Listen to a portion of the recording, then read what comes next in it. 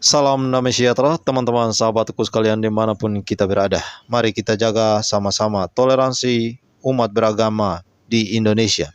Terutama di dalam video ini adalah sorotannya NTT, di mana seorang laki-laki yang bertopi hitam di dalam video berikut ini, ia membuat satu statement dan videonya begitu viral dengan sengaja menyebarkan video ini agar melakukan provokasi atau untuk mengkambing hitamkan umat beragama di NTT dengan mengatakan NTT rawan kristenisasi. PMMI Saudi kirim 10 dai untuk berdakwah ke sana. Ya, dengan mengatakan demikian, kita melihat bahwa data dan fakta membuktikan NTT adalah kota toleransi nomor 1 di Indonesia. Tidak ada gesekan antar umat beragama di sana. Tidak ada pelarangan antar umat beragama. Tidak ada pelarangan pembangunan tempat ibadah. Semuanya rukun, damai, dan sehat. Nah, oleh karena itu teman-teman, dalam video ini adalah tanggapan seorang Romo terhadap seorang pria tersebut. Ia akan menjelaskan secara langsung kepada kita. Bukan kami nggak toleransi, kami hanya ingin menjaga akidah-akidah saudara kami di daerah rawan kristenisasi. Yuk teman-teman, kita ikut program perjuangan PPMI Saudi yang akan mengirim 10 dai di daerah rawan kristenisasi. Caranya silakan lihat poster ini, atau lebih lengkapnya baca di caption. Engkau menyebarkan narasi tentang NTT sebagai daerah rawan kristenisasi, di saat fakta menunjukkan bahwa NTT adalah provinsi nomor 1 di Indonesia yang sangat toleran. Bukan kami nggak toleransi, kami hanya ingin menjaga akidah-akidah saudara kami di daerah rawan kristenisasi. Saya seorang pastor Katolik terlahir sebagai putra NTT, merasa sangat perlu untuk meminta klarifikasi atas pernyataan saudara kita ini. Bagi siapa saja yang mengenal orang ini, tolong sampaikan kepadanya bahwa videonya yang telah ditonton oleh ribuan orang dan dibuat dengan sengaja untuk disebarkan telah meresahkan dan melukai perasaan orang NTT. Mari kita simak videonya. Bukan kami nggak toleransi, kami hanya ingin menjaga akidah-akidah saudara kami di daerah rawan kristenisasi. Yuk teman-teman, kita ikut program perjuangan PPMI Saudi yang akan mengirim 10 dai di daerah rawan kristenisasi. Caranya silakan lihat poster ini, atau lebih lengkapnya baca di caption. Yuk sama-sama kita jaga agama kita, agama saudara-saudara kita, agar kita bisa masuk surga bersama-sama dengan la ilaha illallah. Barakallahu fikum.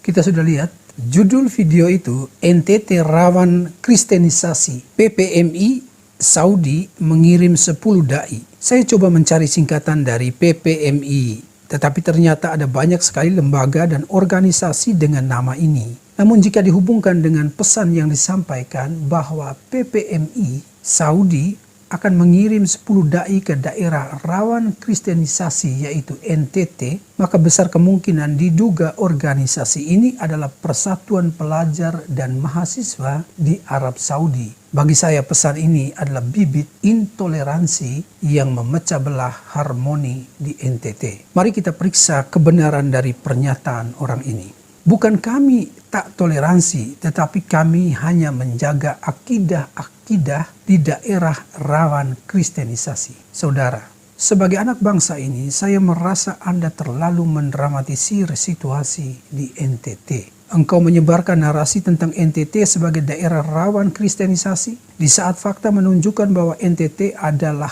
provinsi nomor 1 di Indonesia yang sangat toleran. Ini indeks hasil penelitian resmi negara. Nilai indeks kerukunan umat beragama atau KUB tahun 2021 masuk pada kategori baik. Rata-rata nasional 72,39 atau naik 4,93 poin di tahun 2020. Hal ini disampaikan oleh tenaga ahli Menteri Agama Mahmud Saltout saat merilis nilai indeks KUB secara nasional. Anda bisa lihat itu di laman Kemenak. Menurutnya, hasil penelitian indeks KUB menjadi kado terindah untuk menyambut Hari Amal Bakti Kementerian Agama yang ke-76 tahun lalu yang diperingati pada tanggal 3 Januari 2022. Jadi data ini data tahun 2021-22. Ini adalah 10 provinsi dengan peringkat terbaik dalam toleransi umat beragama. Saya lampirkan bersama dengan foto Anda supaya Anda melihatnya. Di urutan pertama, Nusa Tenggara Timur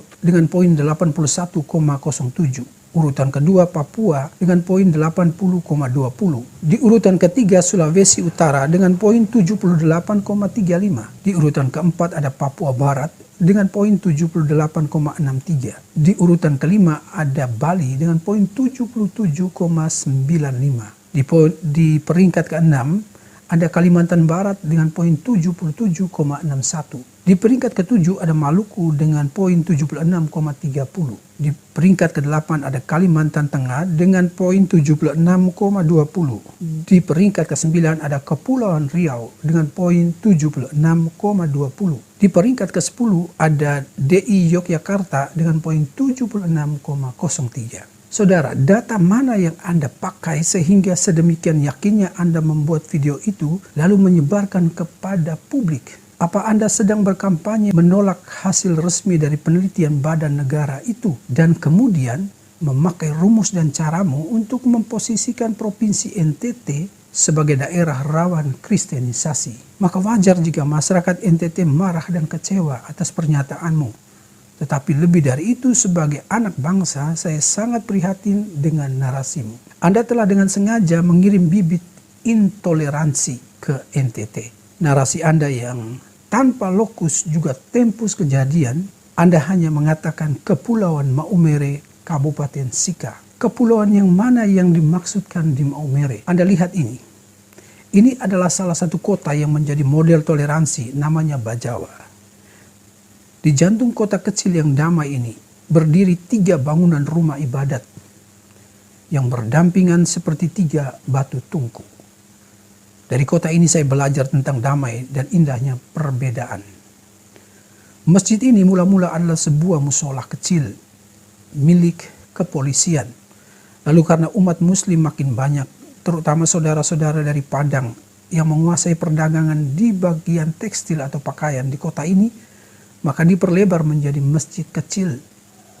Ketika saya liburan, masjid itu sudah menjadi sangat besar, melebihi gereja di sebelahnya. Apa artinya ini? Kalau Anda ingin tahu, karena di sana umat muslim diterima. Mereka dikasihi, dilindungi, dijaga. Lalu mengapa kau datang dengan narasi kristenisasi dengan fakta-fakta seperti itu? Sekarang dengan video itu kau ajak semua muslim di negeri ini dengan sorotan yang menghakimi NTT. Kau katakan, yuk teman-teman, kita ikut program perjuangan PPMI Saudi yang akan mengirim 10 da'i di daerah rawan kristenisasi. Kau ajak teman-temanmu dari Arab datang ke NTT dengan narasi yang mempersalahkan disertai alasan suci masuk surga. Pertanyaan saya, apa sebenarnya arti dari kristenisasi yang kau maksudkan?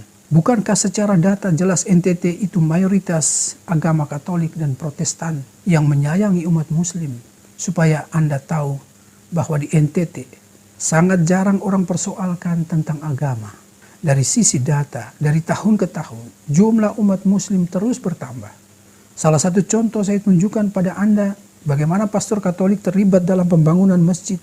Ini adalah Pater Hendrik SWD dalam foto ini. Saat memberikan bantuan untuk pembangunan masjid, beliau adalah seorang Islamolog tamatan di Kairo dan Roma. Lalu menyelesaikan program doktoral di UIN Syarif Hidayatullah, Jakarta.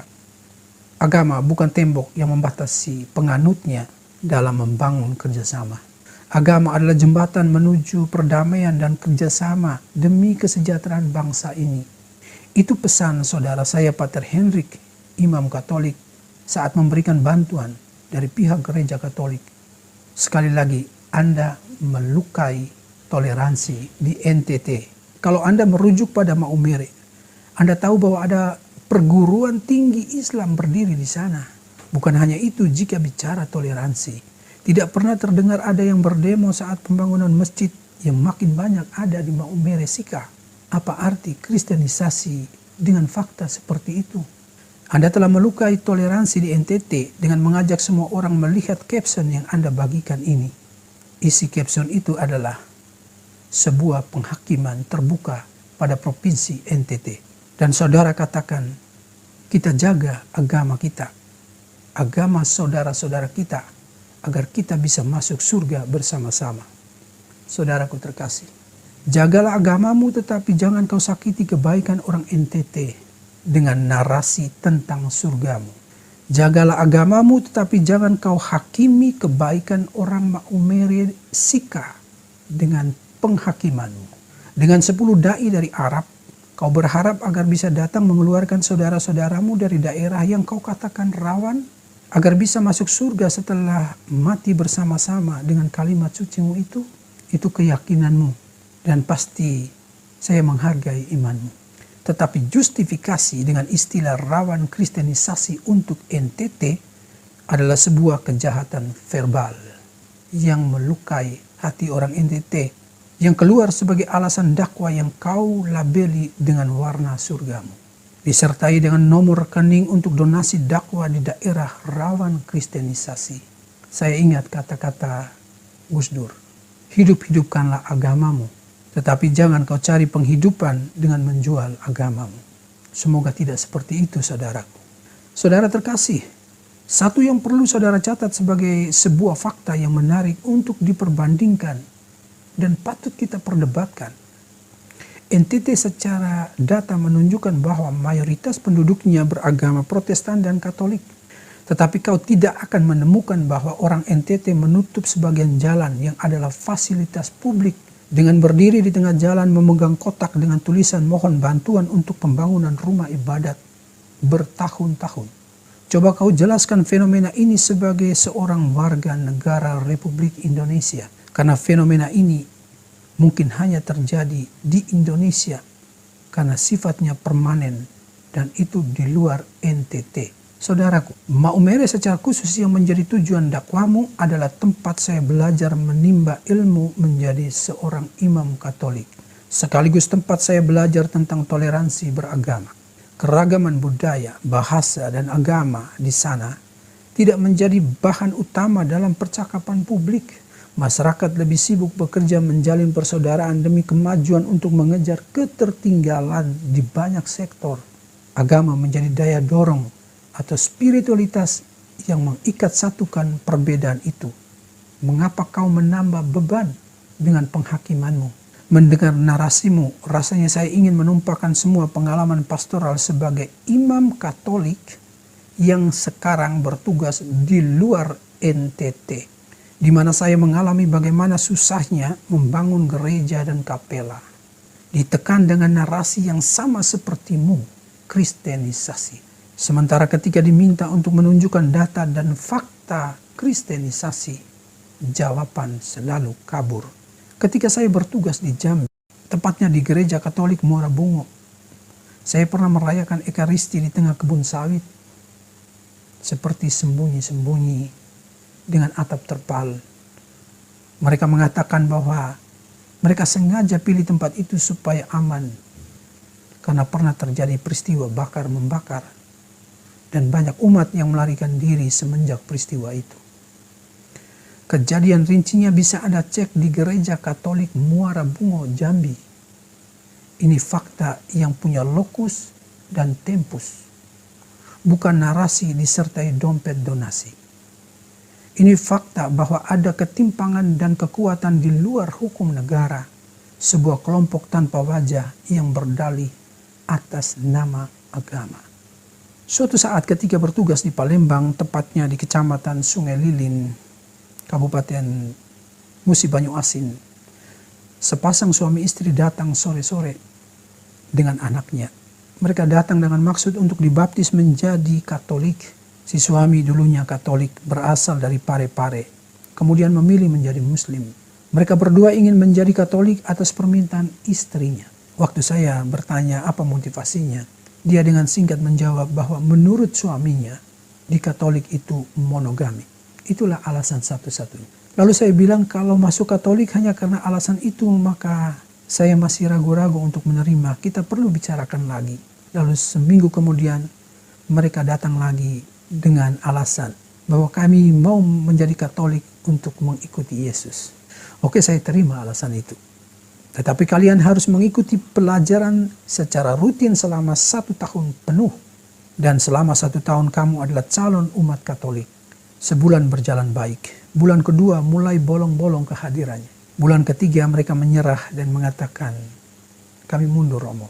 Lalu mereka bertanya, Romo kenapa sulit sekali untuk masuk menjadi orang Katolik? Lalu saya berpesan kepada keduanya, agama bukan tempat pelarian untuk kebutuhan sesaat. Agama adalah pilihan batin yang membuat kalian merasa damai. Ikutilah keputusan batinmu, maka tidak akan ada yang sulit. Setelah itu saya pindah. Cerita singkat ini mau menunjukkan bahwa tidak mudah diterima sebagai umat Katolik. Pastor Katolik tidak bertugas untuk mencari umat agama lain untuk dibaptis. Tugas Pastor Katolik adalah cura animarum, menjaga jiwa-jiwa umat Katolik yang ada. Berikut para saudara, sekarang saya berada di Pematang Siantar, Medan. Sering hari Minggu saya bantu di beberapa paroki seturut permintaan. Jumlah umatnya sangat banyak, satu paroki bisa ada 40-50 stasi atau kapela. Sementara pastornya cuma 2 orang. Maka dengan fakta ini mana mungkin gereja Katolik sibuk mencari umat atau istilah saudara kita tadi kristenisasi. Yang ada saja tidak bisa terlayani penuh. Jadi narasi kristenisasi di Indonesia menurut saya ibarat raksasa ketakutan dengan bayangannya sendiri. Lalu semua di sekitarnya menjadi korban ketakutannya. Sampai kapan negeri ini aman kalau narasi ini terus dihidupi? Atau diduga ini hanya cara atau drama oleh orang atau kelompok tertentu yang mengatasnamakan label suci agama untuk dompet-dompet donasi. Para saudara-saudari terkasih, Anda bisa memberikan komentar, tapi hindarilah komentar yang saling memecah belah. Mari kita berdiskusi atau apa saja namanya yang membangun atau meluruskan narasi-narasi yang menjadi bibit intoleransi di negeri ini. Tuhan memberkati.